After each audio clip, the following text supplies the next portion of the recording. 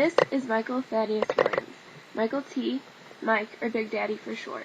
Mike was named after the legendary Mike Jones. Who? Mike Jones. He was born and raised in South Africa and shared a bathroom with Nelson Mandela and Charlize Theron. Some say he was a top warrior dancer in his tribe, which earned him great favor and fame. This is Mike's father. If I'm not mistaken, his name is Fred. From this picture, it is quite obvious what occupation he had. That is correct. He was the man in the Barney suit. He was a genius in his day, making children laugh and sing and love each other.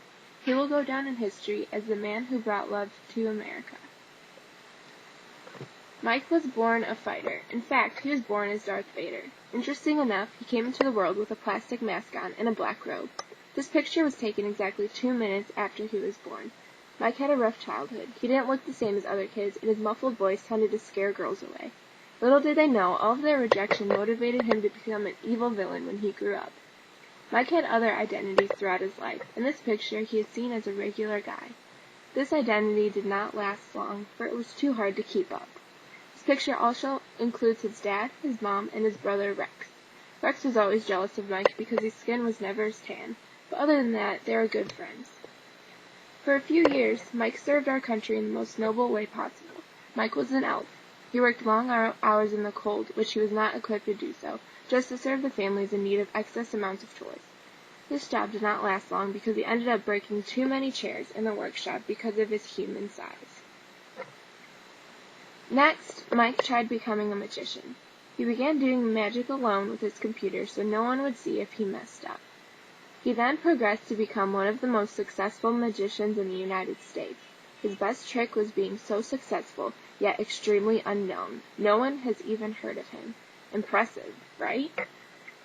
Then, Mike became a professional baseball player. His only choice was to play in the Cardinals because no one else wanted to.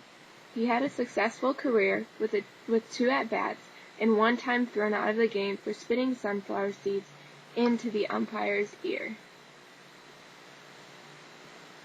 Because of his large following in the sports world, Mike got overwhelmed. He decided his next step would be to stay inside and become a philosopher. Day after day, Mike would sit, stare into the sky, and think. He thought about everything from the meaning of life to why Play-Doh tastes overwhelmingly like salt. All of that thinking with no real conclusions made Mike very bored. He also frequently got headaches from the thinking overload.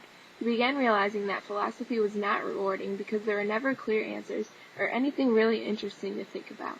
Also, he had grown a pretty substantial beard and needed to stop thinking long enough to shave. This marked the end of his career as a philosopher.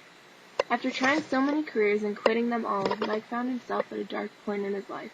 What was he living for? Was he supposed to do anything with his life? You would think that all of his success in such a variety of careers would leave a person feeling whole and confident. But instead, Mike was sad. He knew he was missing something, but he did not know what. Around that point in time, his question was answered by none other than Beyonce Knowles. Her hit single, Single Ladies, not only brought entertainment to the life of Michael T., it also brought insight into what he was missing. A ring. All of his life he was searching for what he needed, and now he knew. He needed a ring. The only way Mike could think of getting a ring was getting married, so that is exactly what he did. He found a woman who was willing to spend the rest of her life with him and snatched her up as soon as he could. Finally, his finger was endowed with a nice silver ring, making him complete. Before too long, Mike's small family of 2 grew into a family of 6.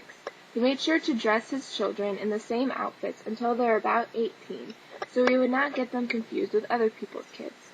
In this picture, Mike's youngest child is wearing a different color shirt. But that didn't matter to Mike, because he is colorblind.